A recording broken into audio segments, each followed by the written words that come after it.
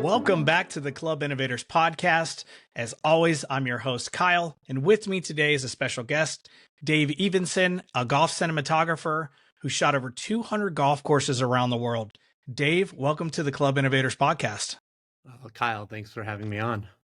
We appreciate it. And, I've kind of talked about this all the time. We get professionals from all over the golf industry. And really, our goal is to help, country clubs and private clubs and really just golf clubs and courses all across the world in any way we can.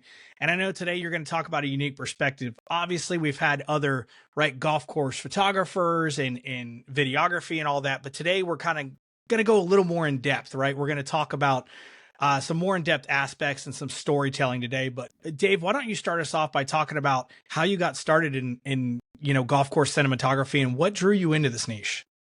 So I should go back a little further. I was a very accomplished junior golfer. I was an All-American, and I was going to go wherever I wanted in college. And my junior year of high school, I got in a horrific car accident. Oh, wow. Some elderly driver lost control in a highway, hit me head on, and 10% survival rate type accident. Wow. But there were a lot of injuries, and the biggest one was, it was my knee.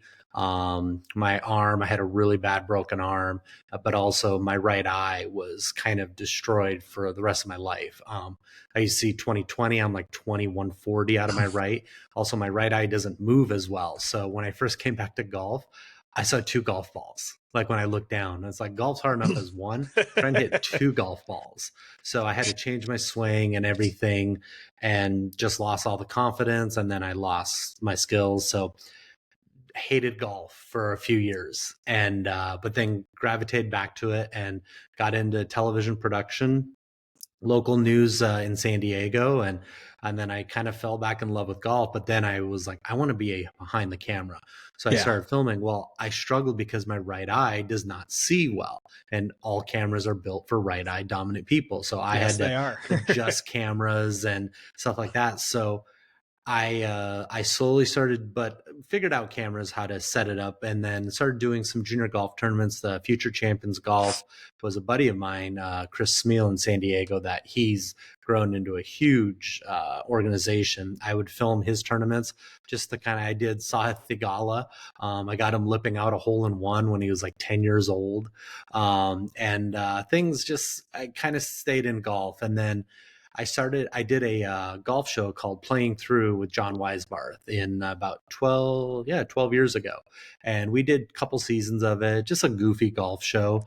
Well before the YouTube craze of following players around, playing rounds of golf, but I always stayed into it. And I always stayed in touch with people that I'd met throughout the years, just playing as much golf as I did, and got some contacts with the PGA Tour that I'd always stayed in touch with. And in 2016 reached out, and they put me in touch, and I was brought into the fold for a tryout, and it went well. That then following year, I was working like 26 weeks out of the year. And then, so I was just doing variety of stuff, social media, highlights, just all kinds of golf, cinematography style, like moments of tournaments, not necessarily ball follow, but I also do ball follow.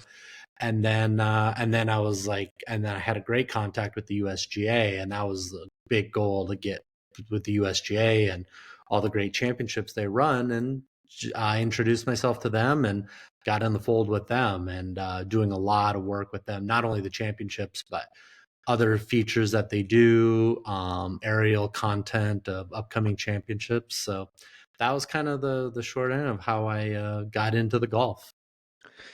Yeah, it's wild. I talk to people all the time about how they got into golf, and it always starts right with those roots of some point when they were younger, of loving the game of golf. And it's really cool to see how some people have left, but then gravitated their way back to the game, right? It's the only sport that it doesn't matter how old you are. I mean, football, your career, your football's career is over. I mean, what's the NFL lifespan? Like 1.8 years in professional? Like, I mean, it's not for long. And once you hang it up, guess what? You're not doing pickup games. Maybe the Turkey Bowl, but I mean, how many hamstrings are torn with guys trying to do that? Whereas golf, I mean, you'd be playing till you're 90. So Yeah, absolutely. So obviously, a big piece of this is that storytelling aspect. And I know that you emphasize storytelling in your work. How do you approach capturing the essence of a golf course beyond just, the physical beauty of it? To me, it's a lot of research before. Like, what is your story? I love when courses can give me old photos so I can kind of work off that. Like, what are the historic photos, and then show the transformation over the decades that the course has gone through. And I just said everyone has a story. Every course has a story. It might be the architect that designed it. It might be somebody in the golf shop. It might be a member, something that makes the course. And I love to get in and tell that story. As being a producer before camera guy, it helped me. And like being able to sit down, do interviews, because a lot of people come down with interviews and they just have their questions and they're not listening to the answers. And my number one thing is I'm listening, because that's where you're going to find your stories and the answer that you weren't expecting. Yeah, and I think like you just said, that listening builds the connection, and with the connection comes rapport, and maybe that person shares an additional story, right? Because you build that little Hmm. extra bit of rapport with them. Yeah. Because like you said, you may have set questions. Well, they may have set answers, but then they get Hmm. talking, they feel comfortable. Well, hey, let me tell you about this other story. And I think Hmm. that's a great way to do it. I always try to make a point, and again, kind of a different level that I do it at, to go talk to almost everybody there that I can when I'm on site, right? You never know who's going to tell you. And I ask people all the time, like, what do you feel like is the marquee hole, or what do you think Yeah. this is? Yeah. In every golf course you go to, somebody says something different. I've kind of noticed Hmm. that. There's the stock answer from everybody, and then Yeah. everybody's like, but I really like eight, or Yeah. something like that. So I always say I the 18th hole gets the lure because usually you're hitting right into the clubhouse, yep. but like maybe it's the third hole. Like, I mean, it's just like you never know. I said and you can't, and visually you can see what the coolest hole is, but maybe there's a great story about Yep. the hole that you just don't know until you ask. Absolutely. And so, just a minute ago, you spoke about working closely with golf course architects to tell the story of that course. Can you walk us through that collaboration process, and like how does their vision really influence your creative choices? So I learned from an architect many years ago that the best way to see a golf course is from backwards, because no one looks at it backwards. You're always looking ahead, whereas you want to look at a course, and great architects look at it backwards. And so that's how I always visualize. I basically drive 18 through one. I don't like to drive 1 through 18 because I want to see where people don't necessarily see. Like, I mean, the perfect example I learned years ago with Donald Ross. Like, if you look backwards on any hole that Donald Ross creates on that given hole, you will never see a bunker, because his idea was they were like for wars and for soldiers that they could hide in bunkers. I don't Yeah. think that's where the bunkers came from, but it's basically, if you look backwards on a Donald Ross course, you'll never see the sand on that particular hole because he always has big lips. So that's Wow. kind of the cool little nuances of finding a course. And but also, like, they have to have quite a vision to basically see shrubbery, trees, or a course that they're going to destroy, and then they're going to reshape. Like, I mean, they've got to shape it very well, and they have to have some quite the insight that the construction company and the shapers are going to get the layout the way that they want. So the runoff in front of a green is where it goes if they want to make it penalizing for a par five if you go for an two, or if they want to make it a hard par four and just to reward a player with a good shot that they're not going to get penalized. Yeah, I think that's first off, super insightful. I would have never even known that. I've definitely gone backwards on courses because I do like the angle, like you're talking about, but I never would have Hmm. thought to drive it backwards to begin with, Yeah. which is probably something I'm going to try now here in a few weeks. But it's really cool to hear some of those aspects, and I think that's part of as you get further in, and you meet more people, and you, like you said, if you listen to that story, it's being told over and over, but you have to be there, and you have to, right, you have to take it. And Yeah. that's a really good point to what you're saying, of just like you have to be a listener. You can't just move on to the next thing and be in a rush. And I really love that aspect from what you're talking about. Yeah. Yeah, I never, like, whenever I go do a course, if they are going to bring me out to do documenting stuff like that, like they're like, how long is this going to take? I go, well, I always slate 4 days because I'm not going to shoot the hole just to shoot the hole. Like, we're going to Yeah. first figure out the perfect lighting situation for that particular hole. Is it a cross light? Is it a down light? Is it a backlight? And see, how does this hole look its best? And all 18 are going to look the best. I'm not going to just get it done with, and drop off the footage and then say deal with it. No, it's very much a, like, every hole is going to look the best as it could possibly do. And oftentimes that's morning and afternoons, and you just don't have enough time to get that hour window on each side. So it takes a few days. That morning light, like you're talking about, that golden hour, it does Yeah. not seem like an hour most of the time. Boy, I mean, I feel like sometimes it seems like it's 11 minutes. You know, you're just Yeah. like, it Yeah. goes so quickly, and you're like, Yeah. oh, it was so perfect. And I got 2 holes, and now I'm sitting here with my hands in my face. Like, I wish I had more time, right? Yeah. Definitely. So you talked about documenting course renovations. You Mm-hmm. know, many clubs go through renovations and closures, which are sensitive topics for members. And I know Yeah. if you're a GM listening, you've probably been through this, or you've Yeah. talked to another GM that's been through this. How do you use photography and cinematography to keep those members engaged and excited during those periods? It's an interesting, because I've learned, and I've been at courses that went through it, that I grew up playing. No matter what, 20% of your membership, maybe 15, is not going to like it. And so it's no matter what you do. And here's the thing, if you don't do anything, they're still going to be upset. So, because like Yeah. they want it fixed, and then you don't fix it the way they like it. So my thought is, like, you're assessing your membership, a pretty hefty fee. I mean, Yeah. it's not cheap to go in and renovate a golf course, whether you're going to be laying new sod, new turf conditions, or reshaping, just whatever. It's expensive. So why not show them a professional look at what's going on, so they understand where their money is going towards, Yeah. and why they don't have their course for 6 months. Obviously, many courses reciprocate, and nearby they can get out, but they join that club for a reason. And so and someone like me, where you bring in, is I'm going to show you all the changes as it's going on. So memberships being in the fold, it's like they're part of it. It's their club. So at least you're giving them, and it's great when you can do an iPhone photo, but it's not the same when you have somebody like me who is just there to get the best detailed work, whether it's on the ground or in the air. But also, I'm going to meet with the architect. I'm going to meet with the construction company and have them. I just throw a mic on them. We walk around where we are. I don't want to do it in a building. We're going to walk around and explain, this is why we're doing this. And that's my whole thing. It's a very visual world, especially with social media. Show them what they're hearing, and show them, like, hey, this is why we're doing this. Like, we have, and a lot of times courses just do not drain water well. I mean, it's Yeah. the number one thing. And so they're doing it to make the turf conditions and turf health better for the next decade or two. It's not necessarily to make it harder, make it easier. It's just for turf management purposes.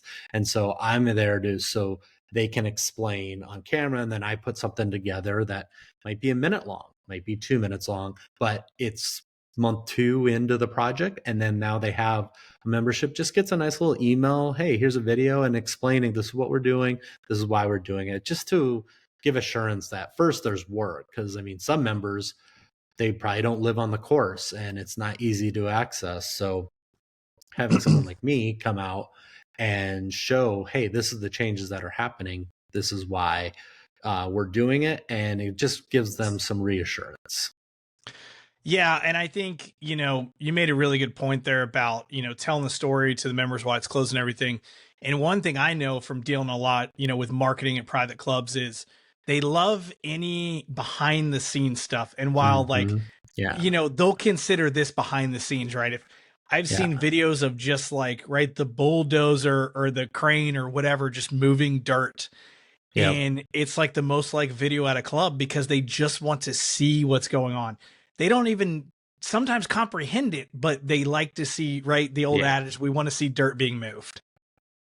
Exactly. And it said, don't guys, I mean, all of us guys, we all had those toy trucks that we would just move dirt when Yeah. we were little toys. Like, there's no difference, just they're bigger toys. But Yeah, it's showing them like, hey, this is, we put a lot of money involved, and it's not something where they're just gonna move a bunker or two. Like, it's a full, Yeah. like, I'm actually starting one here.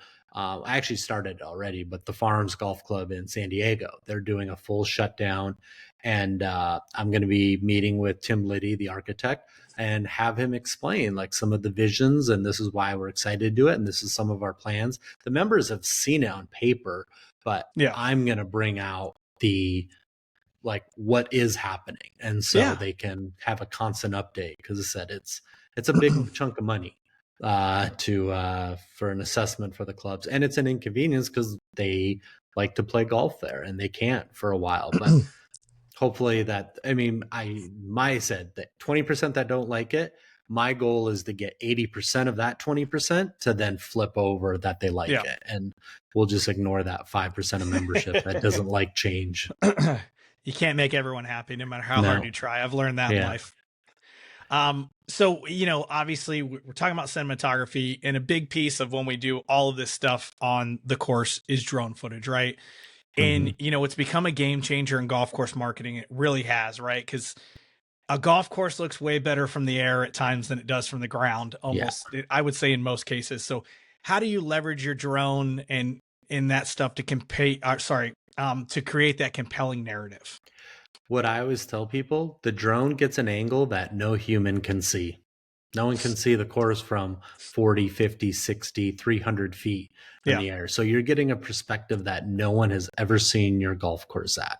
And that's why it's cool. And anyone can go up and click a photo, but like, is your composition right? Like, are you Yeah. getting the shadows right? Are you timing stuff? Are you doing video only? Are you doing photos only?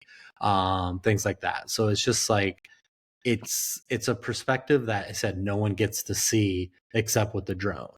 And it's for, especially when you're doing a course renovation, like, you can see in front of you, but when you get a full shot of the hole and you see all the work being done, it gives you a little more perspective. But also, like, when you're going from tee to green, like, and so what I do when I go to a course is I program, before any work is done, a clean golf course, and I go tee to green, and then I can come back a month later, 3 months later, 9 months later, and fly that same exact route.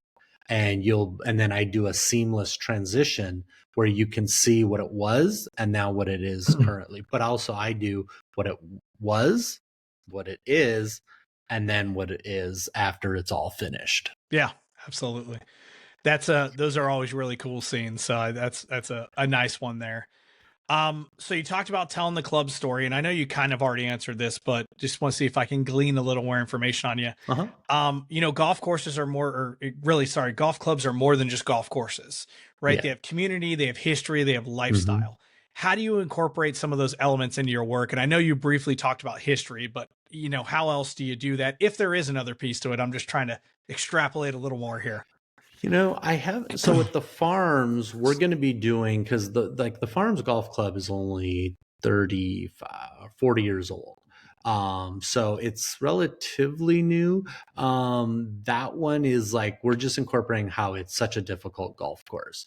Now, there's other venues that I'm looking at doing, getting into the Scottsdale area, back up into Minnesota, which is where I was born, and which much more historical golf courses. And you just kind of, like I said, I always love to do it on a phone call, talk to the GM, talk to the marketing team. That's because they know the history, the communications, and figure out, like, hey, what is it that makes your club special, that when we put a video together, because yeah, sure, maybe the dad and the son play golf, but if you're a country club and you have other elements, like, why do you want the family to join?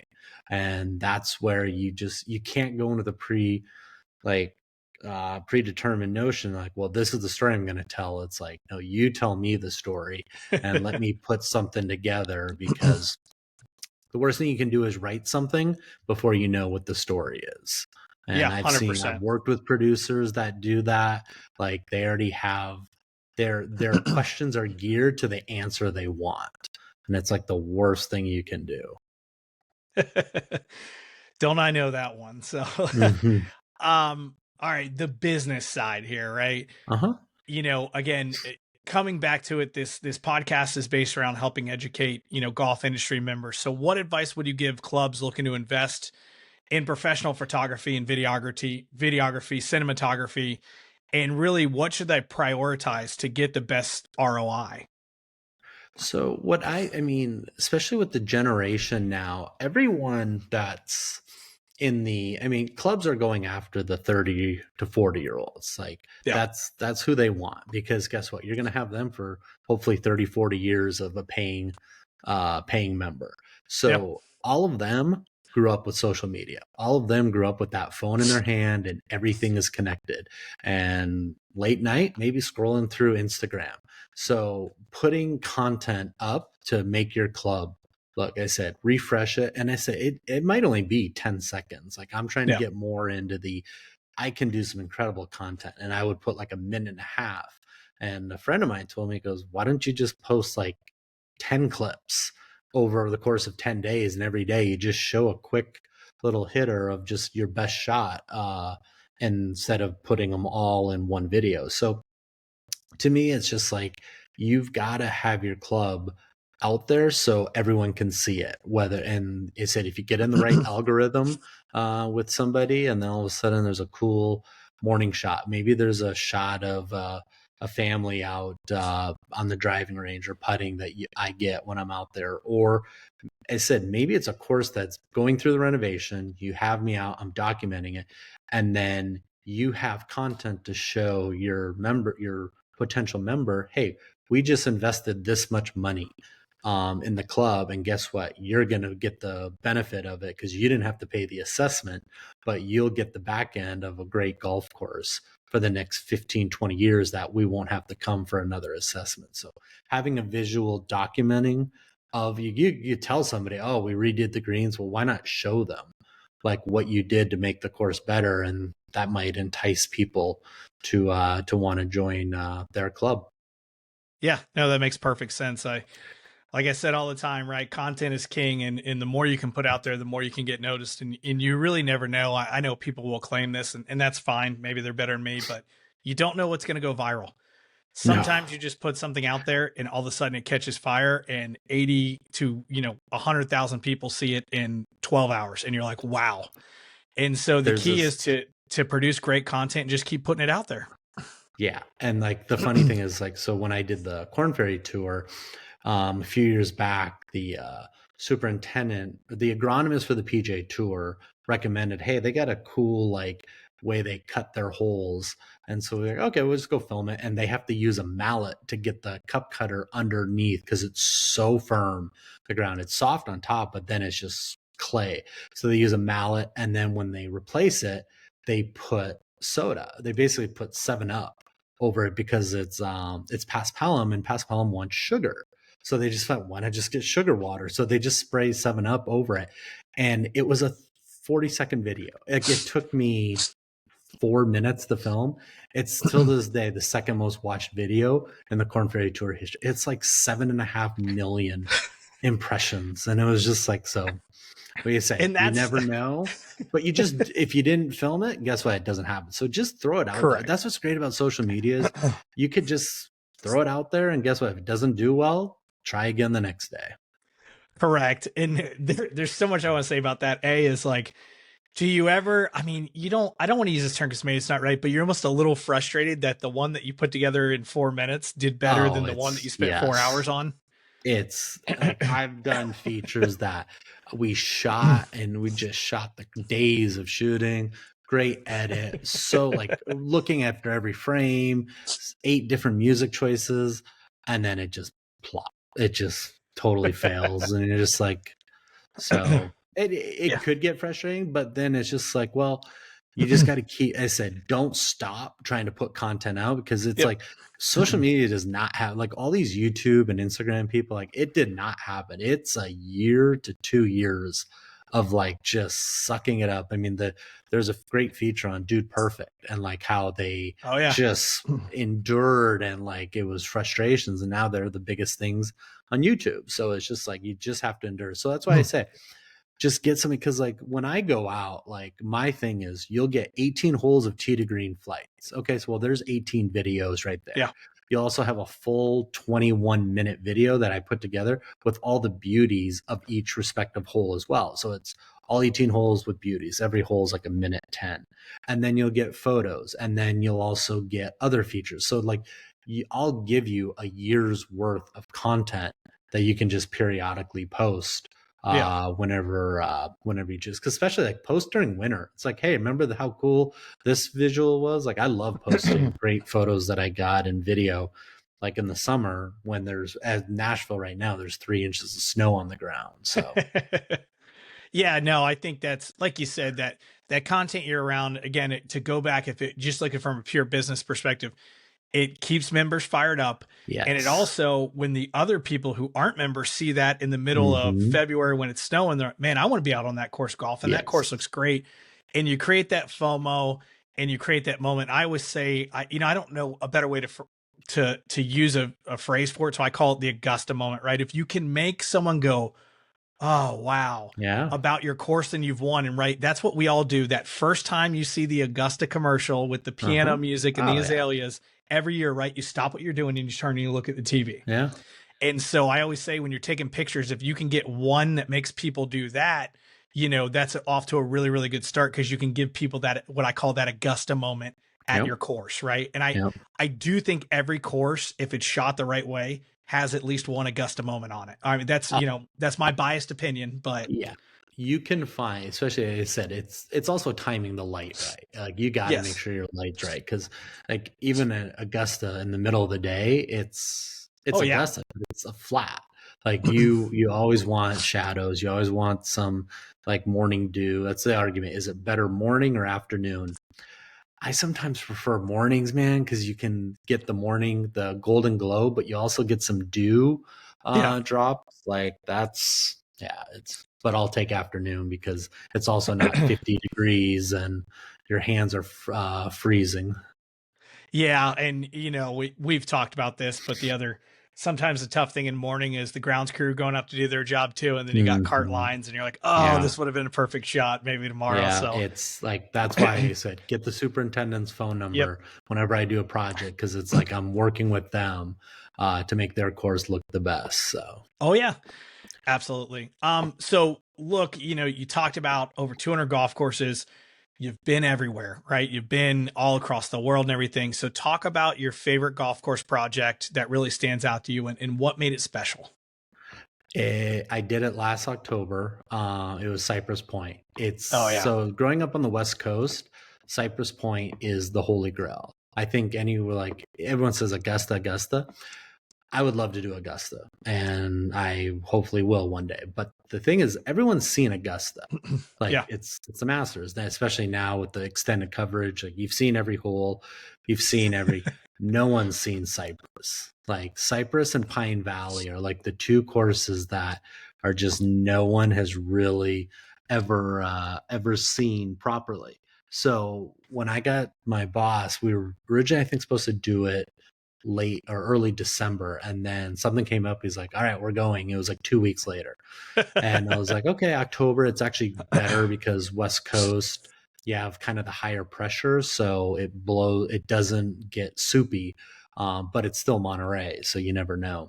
So Yeah. we slated 5 days to do Cypress, and every single day was nicer than the next. Like it was unbelievable. It was the most hospitable crew you've ever worked with. The superintendent, been there for 34 years. Great fact. Cypress is 97, I think 97 years old. I think they've had 3 superintendents ever. Like that's so Wow. when you become a super at Cypress, like You're you're there. there for life. So it was like when we first went there, we drove the course, and I like of course everyone wants to go to 16, and I got 16T, and we're just driving. We're not filming anything, getting the lay of the land. And I was just like, guys, I just need a sec because I've dreamed about being on that tee box. I didn't even have a golf club, but I dreamed about being on the tee box. And I took like 30 seconds. And then it was just, we went to 15 and I fell in love with 15. like 15 short par 3. No one knows about it because everyone knows 16, Yep. the 220 yard over the ocean. Like 15 is like great little par 3 tucked in. And so it was the most magical, like I'll never ever top. There's no other course I could ever top. It's my number 2 on my bucket list to play. So hopefully down the line I get to. St. Andrews number 1, but like St. Andrews is not a visually stimulating course to shoot because it's the greatest golf course I think in the world, but not from like a photography, except Yeah. unless you're shooting 17, 18, and 1T. But yeah, Cyprus was, I still like, I've looked at, like, my boss told me, okay, create a melt, like every hole, put it together. It was 38 minutes. Oh, So wow. he's just like, okay, let's trim this down a little. Like some holes were like 2.5 minutes. 17 is though my favorite hole. It's a par 4, and just filming it, it's just, there's a lot of history about the, that hole and that whole course and how Alistair got it done. It's just, it was absolutely phenomenal experience to do. That's tremendous. It's so great to listen to just how passionate you are. I mean, this is just one golf course that you've shot out of Yeah. 200, and listen to how passionate you are about that. And obviously you can tell just by talking to you and listening to your stuff that, you know, you're passionate about every project, right? You wouldn't put this much work Yeah. in if you weren't passionate, right? You wouldn't care about the No. history. You know, you just go Yeah. out there and shoot it. So it's really cool to listen to that. So look, I really appreciate you joining. I'm asking you one more question as we close up here. And that is, you know, your advice to clubs. If a club is looking to kind of elevate its brand and you know, all that through media, you know, what are the key steps they should create, or sorry, the key steps they should take to create that impactful visual identity? I mean, I think you just gotta crank content out, because you gotta get in the, I mean, whether it's YouTube, Instagram, whatever, it's because it's first of all, it's free. Like you can post, like you can market if you just spend the money and then just be posting it, and you just get into someone's algorithm Yeah. that are following, maybe it's tennis. Okay. Well, then you just have some cool tennis stuff. Also, like the variety of, like, I see a lot of courses just kind of post it's their wedding receptions and wedding receptions and wedding receptions and like stuff like that. And I'm like, okay, but you do more than that. So like show like a 1 minute cooking class with your Yeah. chef. Like have your chef show, hey, this is at home. Hey, how do you make a great mac and cheese? And like have your, just go in with your chef. It could, I mean, I'd love if I could do stuff filmed that, but even with your phone, just have a chef. I mean, the more professionally you do it, the better it'll look and the more enticing. But like show your superintendent, have them explain when you should aerify your own grass and when Yeah. you should fertilize your own, like just give so much variety of content. Maybe it's a golf, I said, not a swing tip. I always say this, show a golf tip. Everyone knows there's a million videos on YouTube on how to fix your slice, how to Yeah. avoid chunking it. Show them how to hit a bump and run on your 12th hole because every other member misses it left and they can never get up and down. Go out and visually show them. And instead of giving a lesson to 450 members at one at a time, you're doing it in one video. And then if they watch it, like, oh, put the club back, put the ball back in the little stance, maybe hit a 7-iron, punch it into the hill, let the hill kill all them. Like show them a golf tip, not a swing tip. That's what and the future features I'm going to be doing with clubs, once they fix or renovate their course, I go out, we show the changes, but also then show them how to hit certain golf shots. Because I mean, yeah, you can fix a swing, but golf is all about hitting golf shots, Yeah. not fixing a slice on the driving range. Yeah, no, I think that's such great advice, is right. It goes back to telling the story, and the story isn't just, you know, X, Y, and Z. It's all Mm-hmm. these different aspects. And just like you said at your club, it's more than just the golf course, right? I love the Yeah. idea of doing that. I can't tell you how many times I've asked to go back in the kitchen and the chef has told me no. They're like, what do Yeah. you mean you want to stick a camera in my face while I'm cooking? I'm like, well, not in your face. I want to stick it in Yeah. the pan's face. I know they Yeah. don't have a face, but you get what I'm saying. Yeah. And we had a really cool one. I was at a club and they had a big pizza oven, and I got to just get right up, you know, there as Yeah. they did a pizza. And, you know, I half put my camera into the pizza oven, not enough where it was going to damage it, but, you know, Yeah. got that really cool in and out. So I love that idea. And I think it's just being creative with what you have around your club. And I think everyone has really creative stuff. And sometimes you just have to take a minute to say, like, hey, this pizza oven is cool and unique. And while we make 100 pizzas a day or whatever it is, people like watching that process, right? They Yeah. want to see how it's made. And The so I behind the think that's scenes, as great. you said, it's like people love seeing, They do. and because then they'll learn, like, oh, I can do that. And it's just like, so have somebody do it properly, and then you can showcase to your membership and also future members. So as I said, Yep. it's that 30 to 40-year old that's a little successful, have some money, they want to join a club. And guess what? If you get them, you might have them for 30 years. Yeah. So like you gotta give them a lot of content to consume to just said get into that. Hopefully they pop on your Instagram feed, or if they're just checking out your website. That's the other thing, is like if a website's very boring, if you're Yep. like a prospective member, it's like, ooh, not interested. You have no shot with millennials if you're not a Yeah. little flashy on social media and Yeah. websites. And I'll Yeah. look, I'm a millennial, right? I'm Uh-huh. within that target demographic. I'm not saying everybody's targeting me, but right, like I won't go to a restaurant without looking at the reviews and seeing pictures of it. And that just shows Yep. you like millennials think like that. Whether Yes. it's right, wrong, Definitely. or indifferent, that's what they That's want to just the see. So day, the time that we're in. absolutely. Well, Dave, I really appreciate you taking time to hop on today with us. I think it's been very informative for GMs and other club members across the country to listen to some of these storyteller ideas and how you do that at the club. So appreciate you taking the time. Thank you for coming on the Club Innovator podcast. And we hope to maybe have you on in the future sometime. I appreciate it, Kyle. Thank you.